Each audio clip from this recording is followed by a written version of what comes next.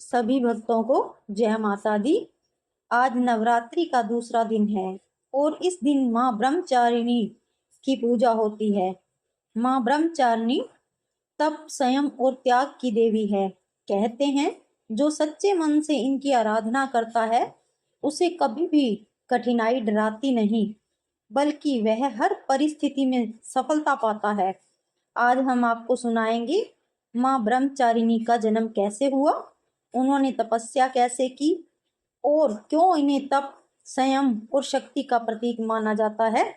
तो चलिए शुरुआत करते हैं माँ की इस अद्भुत कथा से। माँ ब्रह्मचारिणी पर्वतराज हिमालय की पुत्री और माँ शैलपुत्री की अवतार हैं। शैलपुत्री अवतार के बाद उन्होंने पुनः तपस्या का जीवन चुना और ब्रह्मचर्य का पालन किया। इसी कारण उन्हें ब्रह्मचारिणी कहा गया है, यानी वह देवी जो ब्रह्मचर्य का पालन करती है और तप में लीन रहती है। उनके हाथों में, एक हाथ में जपमाला और दूसरे में कमंडल है। ये दोनों प्रतीक है साधना, ध्यान और तपस्या के। माँ ब्रह्मचारिणी का स्वरूप बहुत ही शांत और सौम्य है। उनकी छवि यह सिखाती है कि यदि जीवन में धैर्य और संयम हो तो कोई भी लक्ष्य कठिन नहीं। पौराणिक कथा के अनुसार जब माता सती ने अपने पिता दक्ष के यज्ञ में अपने शरीर का त्याग किया तो वे अगले जन्म में हिमालय की पुत्री पार्वती के रूप में अवतरित हुई। यही पार्वती आगे चलकर मां ब्रह्मचारिणी कहलाई। बाल्यकाल से ही उनके मन में भगवान शिव को पति रूप में पाने की इच्छा थी। उन्होंने अपने माता पिता से यह इच्छा व्यक्त की, लेकिन देवर्षि नारद ने उन्हें बताया कि शिव को पति के रूप में पाने के लिए कठोर तपस्या करनी होगी।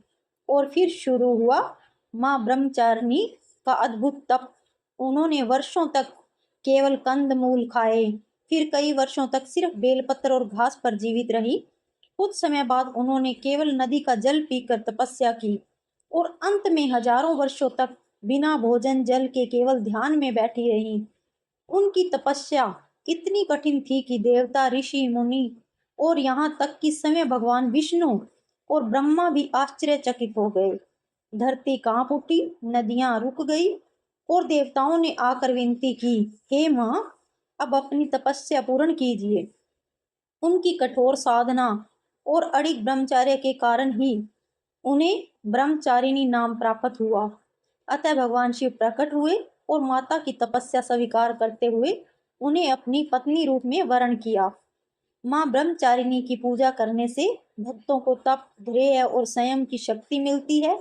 जो व्यक्ति अपने जीवन में कठिनाई या बाधा का सामना कर रहा हो उसके लिए माँ की उपासना सबसे उत्तम मानी जाती है। कहते हैं माँ ब्रह्मचारिणी की कृपा से जीवन में कभी आलस्य नहीं आता, मन स्थिर और शांत रहता है और साधक को ज्ञान और वैराग्य की प्राप्ति होती है। भक्तजन जब सच्चे मन से ओम देवी ब्रह्मचारिणाय नमः का जाप करते हैं तो उनकी सारी मनोकामनाएं पूर्ण होती है। नवरात्रि के दूसरे दिन प्रातःकाल स्नान करके स्वच्छ वस्त्र पहने, घर के पूजा स्थान पर माँ की प्रतिमा या चित्र स्थापित करें, फिर हाथ में जल लेकर संकल्प लें। माँ ब्रह्मचारिणी को अक्षत, चंदन, पुष्प, धूप, दीप नैवेद्य अर्पित करें। विशेषकर सफेद पुष्प और चीनी का भोग माँ को बहुत प्रिय है। भक्त इस दिन शुद्धता, संयम और सत्य का पालन करें। अब तक आपने सुना कि माँ ब्रह्मचारिणी तप की देवी है, लेकिन क्या आप जानते हैं कि उनकी पूजा से एक विशेष वरदान भी मिलता है। कहा जाता है कि जो साधक पूरे विश्वास और निष्ठा से नवरात्रि के दूसरे दिन माँ की आराधना करता है उसे जीवन भर कभी भी असफलता का भय नहीं रहता। यही कारण है कि विद्वान, विद्यार्थी और साधक सभी माँ ब्रह्मचारिणी की पूजा करते हैं। तो भक्तों, यह थी माँ ब्रह्मचारिणी की अद्भुत कथा।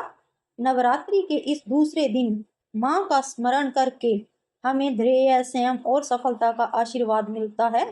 आइए हम सब मिलकर माँ ब्रह्मचारिणी से यही प्रार्थना करें कि हमारे जीवन में भी भक्ति और शक्ति की ज्योत जलती रहे।